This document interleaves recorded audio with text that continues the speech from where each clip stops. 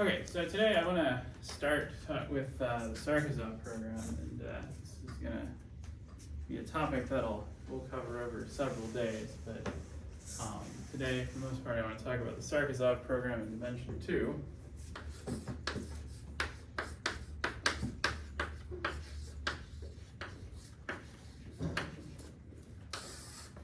Okay, but first off, I want to start with the motivation, the big picture of why, what we're doing, and why. So recall that if you run the MMP on X, then there's three things that can happen, and we generally combine two of them into one thing. So eventually you get X birational, some X prime is produced by the MMP, and then this has, let's say this is a terminal model, so this has like some terminal singularities, and the canonical divisor is Nef. So this is Kx prime Nef. But on the other hand, of course, if you have a rationally connected variety or one that's even just uniruled, which has a lot of rational curves on it, then we know that this can't happen. It can't be birational to any minimal model. So instead, what has to happen is you get that X is birational to an X prime, where now the canonical divisor is outside the effective cone, and so when you hit the edge of that effective cone, it produces a fibration down to some base. And this is a Morey fiber space. So the Morey fiber space condition is, you should think of this as being like a Fano condition, that the variety X prime should be some sort of Fano variety. So what we require is that Kx prime over B, that the negative of that is ample. We also have the same condition on the singularities, and it kind of depends on your flavor of MMP, but you might also require that the relative Picard number be 1.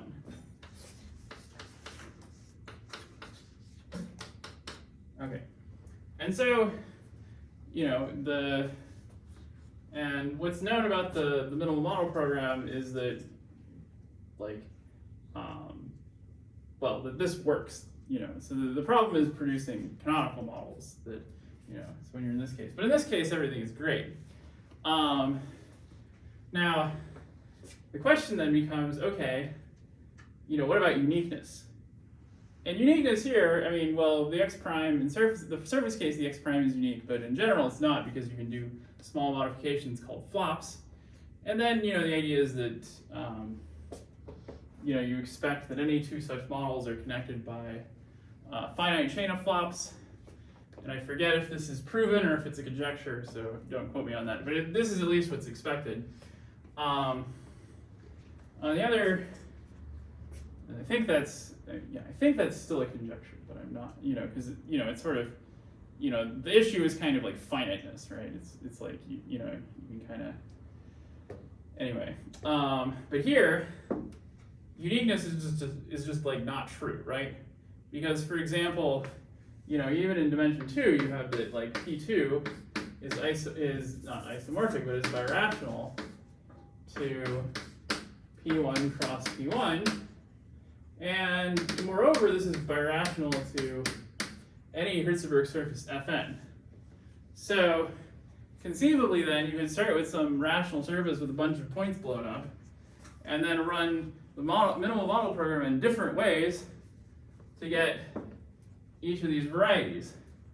And moreover, you could get these varieties in different ways, by which I mean that you could get P2 in two different ways, so that the induced birational map from here to here isn't a biregular map, so that it's actually some non-trivial birational map. So for example, this is kind of the archetypical birational map from P2 to P2. I have the Cremona transformation, which is given by the points x, y, z go to, well, I just set them to their inverses, 1 over x, 1 over y, 1 over z. But there it's like, okay, well, what's happening when x is 0? You can resolve that indeterminacy partially by clearing the denominators, and then you can see, well, the more usual way of writing this is yz, xz, and xy. Okay, and so the problem that the Sarkisov program sets out to resolve is if you're given two Mori fiber spaces that are birational, that come as the result of, where, let's just say they're even birational, but, the way we might think about them is that they're the result of running the different MMPs on the same variety. How are they related? Can we somehow factor this birational map into simple ones? And the answer is yes. But so first we have to say what our kind of elementary birational maps are. And so the goal is, given Mori fiber spaces, let's say x1 over b1 and x2 over b2, we factor the, let's call this phi. We want to factor phi into elementary moves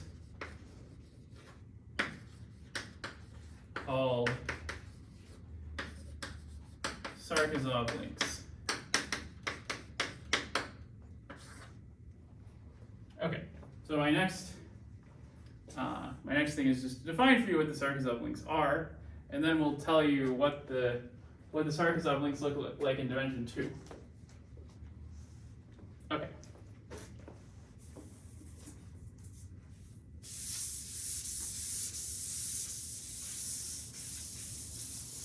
And they're going to come in 4 types.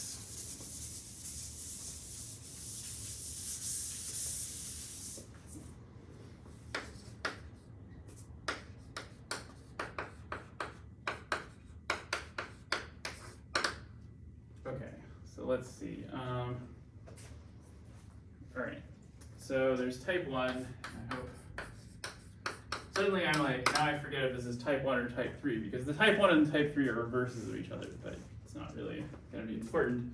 So the idea here, so when I write these down, I'm going to use letters like S and T for my base, and then I'm going to use X's and Y's and X primes for the total space of the fibration. So what I have is I have something like X, X prime, where this is a blow up, or a divisorial extraction. And then this X sits over a base S. And then, let's see, the idea is that this is going to be, and then this birational map is going to be a chain of flops. So in dimension 2, this is just going to be an isomorphism. It goes to a Y. And then this maps down to, this is a Mori fiber space over some T. And then T and S are related by the fact that T itself will be a Mori fiber space over S. Okay. These link diagrams, they tend to be actually kind of quite complicated. Or, it's not that complicated. And in fact, we'll see that, this is not like so complicated. This is not so so strange when we view this and see what the surface cases are. But let me first write down just what all the types are. So let's see, maybe I should leave some space for an example. Okay, so then we have type 2.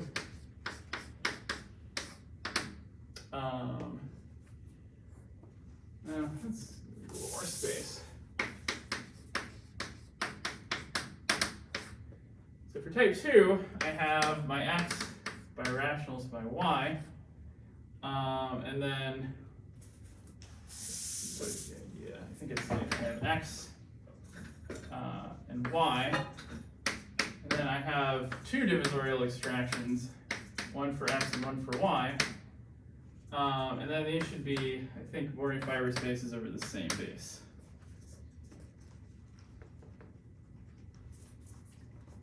Okay. Well, it might be the Yeah, I think it's actually the same base. I'm a little worried that these are supposed to be like two bases connected by flops. Well, I should have refreshed my memory before starting the class. Maybe this is what I want.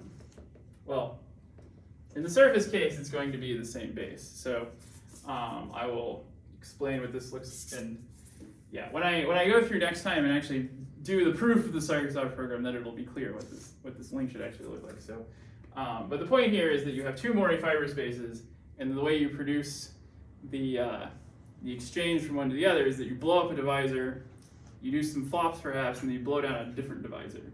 And that switches your Morey fiber spaces.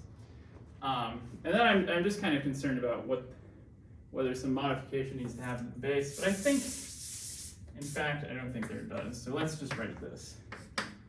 And then I'll correct it later if it's a problem.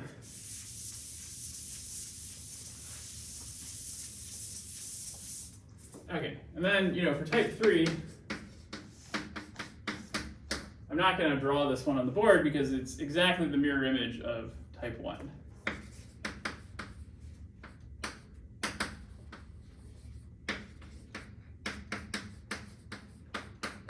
You can see this diagram is not symmetric. I'm extracting a divisor on one side, so if I flip the diagram, that's another move, because the way we want to think of this is that we're starting with one variety and then moving towards the other. But there's sort of a kind of intentional process where you have some invariant that you're improving as you move from one to the other. Okay, and then finally, type 4. The idea is you have x birational to x prime. And the way you should think of this one is that you have two different Morey fiber space structures on essentially the same space.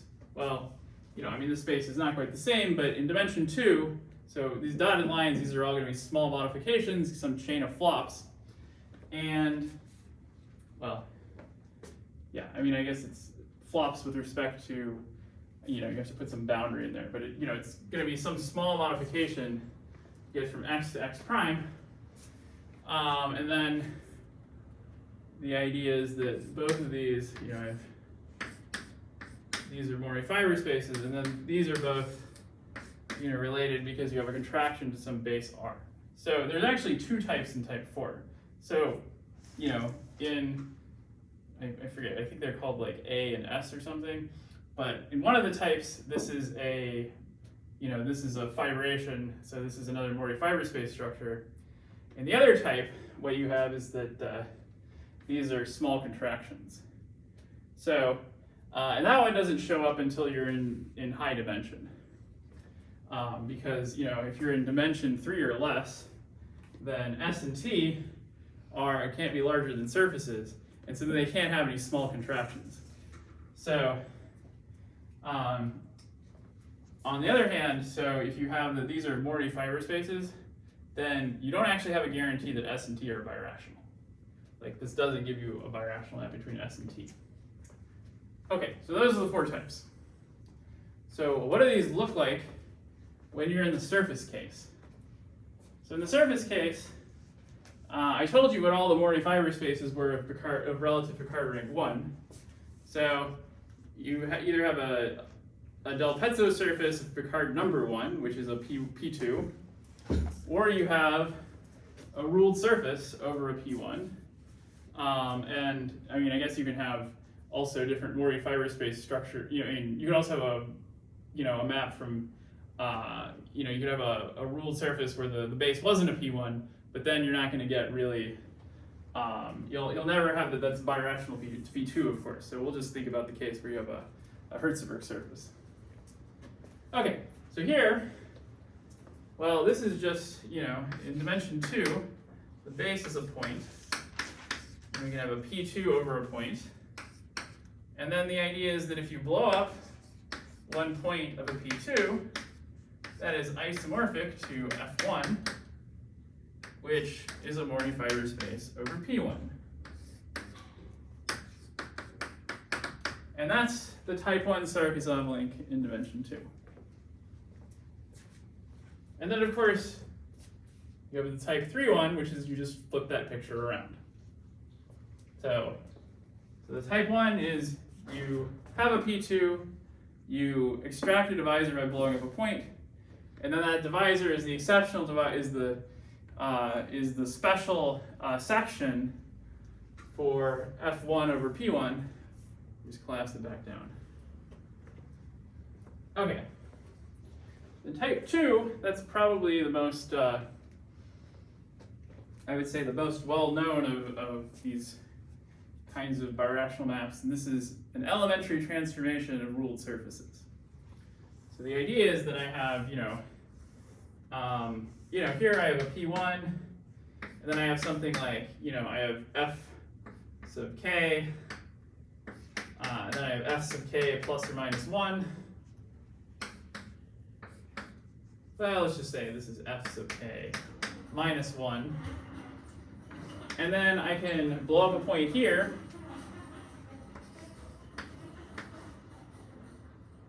And then here I just contract the fiber.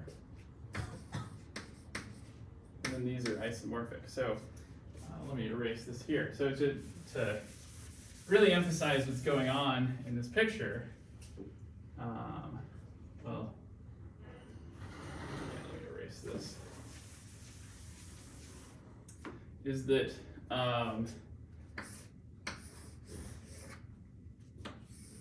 so here I have like a minus k curve here, and then what I can do is, this is a ruled surface, so then this is mapping down to the base P1, and then the notion of elementary transformation is that I blow up a point, and then that produces for me, so let's say I blow up, let's say I blow up a point along the curve here, minus k. So if I do that, then, I get a minus 1 curve, and then I get the fiber, which before it was a 0 curve, because it's a fiber of a map down to P1, so its self-intersection must be trivial. And then I get, so then that also gives me a minus 1 there. And then this curve minus k, well, here, let's say this was the exceptional curve and this was the fiber. So then this curve here, that was at minus k, now it's at minus k plus 1. So it's more negative, having blown up the point along there. And if I blew up the point that wasn't on there, it would just still be a minus k. Okay, but now I have two curves I can blow down because they're minus 1 curves. And so I can either blow down E or F. So E was the exceptional divisor of this blow up. So if I blow that down, I've just gone back to where I started. Nothing has happened. On the other hand, if I blow down the curve F, then I get something different. Namely, I get that, this curve here, this very negative curve, is untouched because it doesn't intersect F. So now I have a minus k, the negative k plus 1. And then, I've contracted this F, so now this E, its image has self-intersection 0, and it's just the fiber of the fibration down to P1. So this is an elementary transformation of the fiber bundle. And so you can use this, as a way of modifying vector bundles, because really, this geometric picture comes from the projectivization of a rank 2 vector bundle. Okay, so yeah, I think this is probably the most famous, because you might see this even outside the context of the Sarkisov program. Okay, and then finally, type 4. This is the one where you have two different Mori fiber space structures. Well, for a surface, the only surface that has that is P1 cross P1. So the idea here is you have P1 cross P1. Let me just write it out. So I'm drawing a picture. And then I can contract this, one fibration or via, it's just a product, right? So this is just the fiber product diagram for product P1 with itself. These both map to a point. And while, of course, this P1, is birational to the other P1, well, over the complex numbers anyway, in general, you don't have this, there's no relation between these. So I suppose, it's probably worth mentioning that all of the stuff, that I told you, I'm going to work over the complex numbers myself. When I was looking this up, one of the things I found was a paper about the real Sarkisov program. So it's worth noting that like everything that happens in this class, with the MMP, is it works over an arbitrary field of characteristic 0 because even though we derived it all over the algebraic closure, everything that's happening is compatible with group actions. So you can say, well, if I wanted to work over the reals instead of the complex numbers, I just have to keep track of what's happening with complex conjugation. So in particular, in this case, you might have the multiple Mori fiber space structures where, you have, so here you can have like genus 0 curves that aren't birational because it's like if you have a pointless conic, not that it's like a useless conic, it's just like it doesn't have any points over the field, then it's not going to be birational over that field to P1. It actually reminds me of a very, very beautiful conjecture that's, not much to do with this class, but called Ametzer's conjecture, which says that if you have what's called a Savary-Brouwer variety, so this is a variety that is, when you base change to the algebraic closure, it becomes isomorphic to projective space. And if you have such a variety, then you can talk about such things by their class in a group called the Brouwer group. And the conjecture said, and so then, like these Savary-Brouwer varieties are classified by their class in the Brouwer group. And then the conjecture says that two such varieties are birational if and only if they generate the same subgroup of the Brouwer group. So if they, they just generate the same cycle, really, because you just have one generator. And I think, this is, I think if you work in kind of essential dimension and if you're thinking about the world of varieties with group actions, and this is kind of a well-known conjecture. Anyway, so those are the Sarkisov links in dimension 2. Okay, so what I want to do next is, told you about the Cremona transformation, and I want to show you how you can unwind that as Sarkisov links.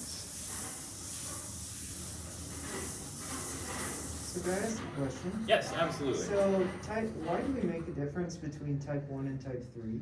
I always wonder the same thing when I read.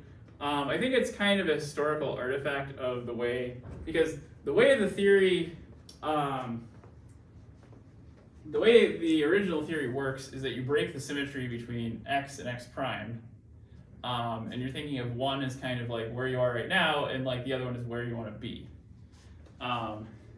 So there's like a directionality. Yeah. So because that was how the original theorem, I guess due to Sarkisov, is in I guess it's in dimension 3 that this whole program works. In dimension 2, you have a lot of classical results, like one of which I want to try and get to today, like the Castelnuovo-Noether theorem that the birational automorphisms of P2 are generated by the Cremona transform and the projective transformations, so just the biregular ones. But anyway, so the idea is like, you want to go from, you have an x and an x prime, and these are both like, Mori fiber spaces. Like maybe they're just like straight up Fano varieties, so like the base is a point. And the idea is you want to get from, you want to factor this map into Sarkisov links. And so you need a directionality because, if I just say, okay, well, like, we do some Sarkisov links and then I've replaced this with something else, how do you know you're getting any closer? So the idea is you need some invariant that's decreasing. So that's the classical approach, is to say, well, you know, I produce some invariant, and then, you know, and so what is the invariant? Well, what happens is you say, well, I take an ample divisor over here. So I take some L, which is an ample divisor, which we'll call L prime. And then I take a section of this, like a general section, which is going to be, let's say this is smooth or terminal or whatever, then that has nice singularities. So you say, well, it's got nice and canonical singularities. And then you move it over here. And now, this guy, and so now you're not just taking like the divisor, you're saying, well, I take, you know, a particular, so like, let's call this F. So I take a D, and now I have like F inverse lower star of D. And so now you think about what happens to D, is that it gets all knotted up. Because the idea is like, well, you blow up some points and then you blow down some things, because, you know, when you do, for example, when you do all these links, except for type 4, what you're doing is you're blowing something up or blowing something down. And then when you do that, when you blow down the things, you know, that were coming from here, well, they intersect this ample divisor, so you're taking the ample divisor and scrunching it up, making it singular. So the idea is you say, oh, well, I have some singularities here, and I try to make them better.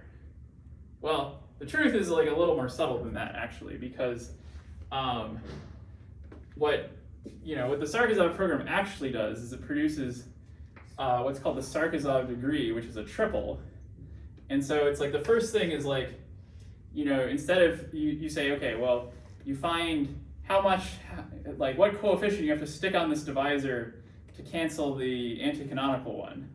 So this is like the pseudo-effective threshold, and I forget, maybe they call that mu. And then the next one is kind of like, you know, how, I think that's like the canonical threshold. So then the next one's about the singularities of the divisor. And then the last one is the number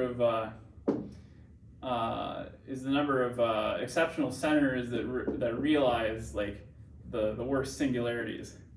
So, and then it's like you improve this using lexicographic ordering, and then you just show that no matter what, there's some link that untwists it. So I guess this is kind of a complicated answer to your question, but the idea is that, you know, under this paradigm, type 1 and type 3 look different, because, you know, there's different conditions on these three numbers and on the geometry of this linear series that tell you whether you should use type 1, type 2, or type 3, or type 4. So I would say, from that perspective, it's an artifact of how this theory appeared, you know, in its original guise. Okay, so the really interesting thing, though, is that, so this program is proved in not only dimension 3, but in higher dimensions. And the proof is work due to Haken and Rakernin, and I was planning to present that in the next lecture. And their technique is totally different. Their technique is more, oh, here's what we know from the minimal model program about the combinatorics of ample models, and it really just comes from this picture that I've been drawing like over and over again, where if you want to understand the birational models of something, you know, you draw the effective cone, the pseudo-effective cone, and then you divide it up into chambers. And so their proof is like, well, I have one chamber over here, one chamber way over here, and then I'm going to crawl along the wall of the effective cone, and then as I switch chambers, these different Sarkisov links appear. From that perspective, type 1 and type 3 don't really seem different. A while ago, it was one of these things where, you know, you come up with ideas for research problems, and then some of them you're like, that was probably a good idea, but I never worked on it. So that was one of the things, was like, you know, I think, you know, people didn't have success moving, like, you know, of course there are people who work like very closely on the Sarkisov program, and I think they were trying to, I'm sure some people have tried to take this into higher dimensions, but it's like, this is a weird and complicated invariant, so it's not really surprising that it's, that you might run into trouble trying to raise that to dimension 4. But maybe you'll have an easier time once you have a separate proof of the Sarkisov program. So maybe once you have the whole big picture, then because then you can say, okay, I know already what the answer is, so then maybe I can also just synthetically cook up an invariant that improves via when you do Haken and recurrence procedure. So I think, that would be a very interesting research project related to this program, would be to, somehow synthesize the two viewpoints, come up with something like this invariant that improves when you run, when you do the factorization using Haken and recurrence procedure. Just a thought. I mean, I never really gave this serious thought because, there's so many things to work on, right? Okay. So, right. Yeah, I want to talk about surfaces. That's right.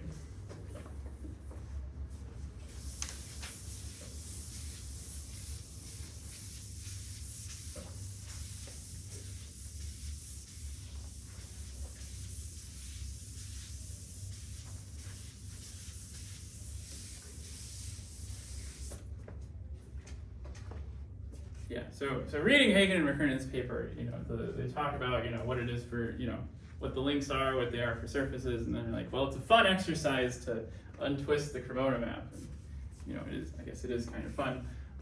They also say that you can use that to prove the Noether-Casanova theorem, which they don't give a reference for, but I found,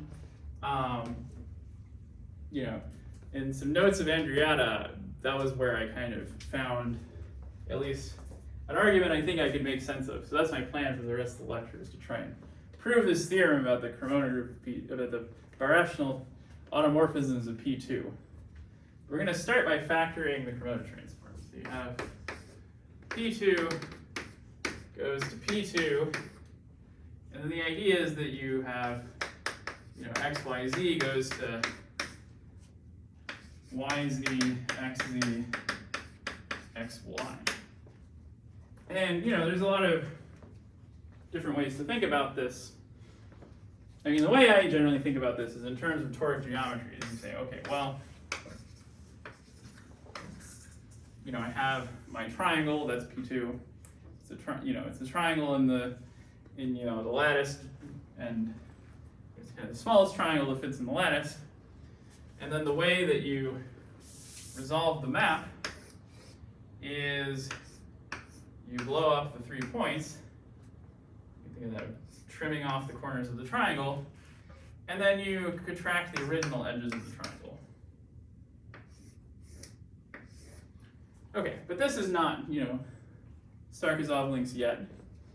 I guess this does also raise an interesting point that, there's a toric story here too, that, if you are starting with a toric variety, like all this stuff lives in the world of toric geometry, but of course it's something that goes beyond that. But anyway, so the idea is I want to factor this guy into Sarkisov links. So the first step is just to say, okay, well, it's sort of clear what the first step has to be. Is like you have to blow up a point because, well, that's the only Sarkisov link that involves P2. But, using our other kind of paradigm, the idea is that if you took a line over here, so you can imagine, over here I take some line, and I guess I can't exactly draw it this way, but, I have, let's just say I have some curve. Well, if I have some curve over here, it's going to intersect every divisor at least once. And, you can imagine that maybe it's a conic, it intersects each one twice. So then, so let's say we had like a conic over here.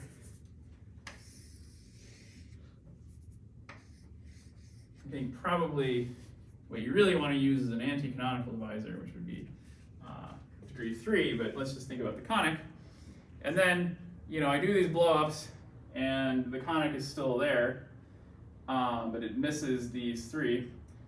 And then I blow back down, and the idea is, well, I'm supposed to miss these 3 lines, but that's impossible, right? So what's actually happening is that, you intersected at the things that are contracted, and the things that are contracted go to the coordinate points. So then what I'm getting is I'm getting some high degree thing that has singularities here, here, and here, and won't have singularities elsewhere. So already you can kind of see how this paradigm where you're taking some invariant and making it better, you can say, well, I can pick one of these 3 points and extract it because I have to, improve this invariant. So, that's step 1, is that I have my P2 over my point, and then I do the extraction, and I'm going to just write it this way because I don't have to do any flops in dimension 1, dimension 2, so I have an F1 here. Okay. And so then you say, okay, well,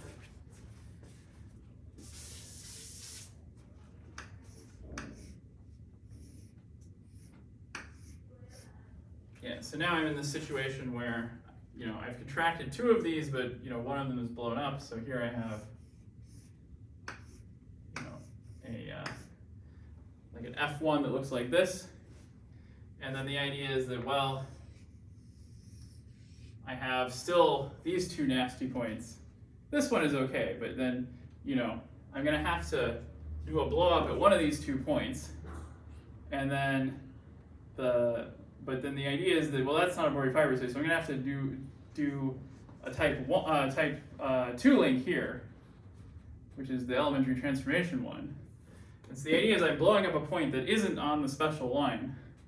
So what I'm going to do is that elementary transformation is going to bring me to a P1 cross P1. Okay, and so then this is going to be, a blow up, isomorphic to a blow up, and then here I get P1 cross P1, which often people will write as F0. And right, so then I have this birational map, and then this maps down to P1. Okay, and so let's see, so then in this picture here, what does that mean? Well, that means, I picked one or the other, and, well, certainly it shouldn't matter, right? Because, everything's isomorphic, I can't really, there's no way to tell the difference between this picture and the one where I switch these 2 points. So then I get, right, I'm going to be, let's see, so I'm going to be blowing up one of these and contracting the other one. So I prefer to draw the square, so let's just do that. So what I get is I blow up this one and contract that one. So then I get the square, and then the bad thing I have, let's see, is that I have a singularity here. And then, so at some point, I'm going to have to deal with that one.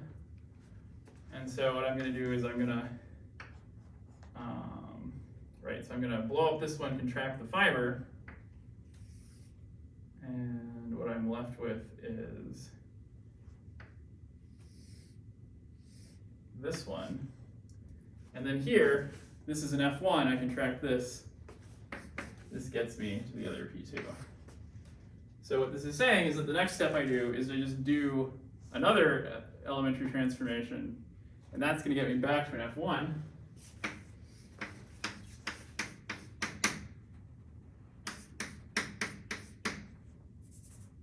And then finally, that guy maps back down to a P2.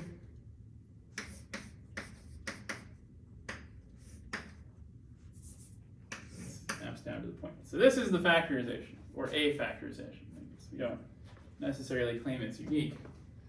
Because in particular, I think there's another factorization where you, I think if you wanted to, in the middle, when you get to here, do a type 4 move, I think it's still fine. For my reading, it was like a little bit unclear. I guess, there were some points in the argument that I didn't quite, that I wasn't quite sure about for proving this Noether-Casanova theorem. But anyway, let me just pause here and see if there are questions. This is a very impressive picture, right? This factorization. And I suppose I'll add that the classically, the Casanova-Noether theorem is not, it's, I think, not super hard, but it's also not easy to prove. You have to, there's a lot of little things you have to consider, and you have this sort of language of infinitely near points and a lot of things to think about. So it's kind of nice how, this factorization, these Sarkisov links are a very nice language for parsing birational maps between faunal variety in itself. Now that said, the birational automorphisms of P2, you can prove that's the theorem we want to talk about next, is that it's generated as a group by this single transformation along with all the biregular ones, so the entire group of PGL3. But there's no such nice description for P3. The birational automorphisms of P3 are a very complicated object, and there's interesting work going on right now, trying to understand that via things like representation theory and all that. And it's, and then this formalism of Sarkisov links, I think perhaps because that group is just so complicated, it doesn't seem to really shed any light on it. I guess kind of one of the differences is just that in 3 dimensions, you could just blow up along a curve and then blow down along some surface, and then it's well, now you have to deal with the geometry of all the curves in P3. Whereas points in P2, that's not such a big deal because every point is kind of the same. Of course you might have this whole business of what if I blow up at a point and then a point on the exceptional divisor. This is this concept of infinitely near, but that's way less of an issue than well, I blew up along this curve of very high genus that's not a complete intersection. So it's how do you get a handle? So it's getting a handle on the map is just getting a handle on the curve, but then it's you might be iterating a lot of these things or blowing up along some curve that's singular or not reduced or something, and things can get quite messy. Okay, so in the last few minutes I just want to say a little bit about the proof of the theorem.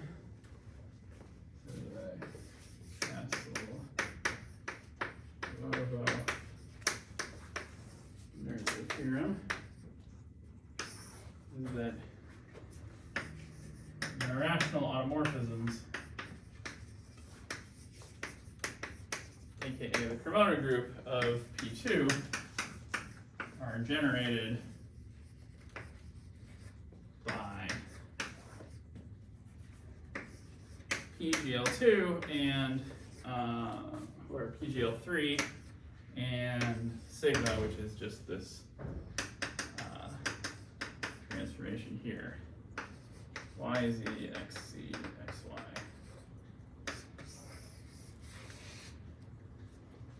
Okay. So yeah, I'm gonna have to do a little bit of hand waving on this, but so the idea is that, okay, well, if I have a map from P2 to P2, let's assume the Sarkisov program, because I'm gonna, it's sort of well, you're assuming a harder thing, but we're gonna prove that next time, is to show how that follows from minimal model theory. But the idea is, okay, so whatever my map from P2 to P2 is, it can be factored into Sarkisov links. And then it's just a matter of well, what happens with each type of Sarkisov link? So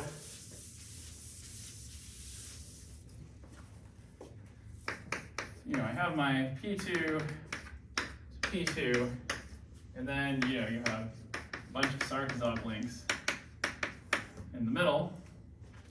And so, you know, the main thing the main thing I'm worried about with this proof is like what happens with the type 4 links, because they didn't show up in there. But I think you can also, you can deal with the type 4 links because I think you can just kind of,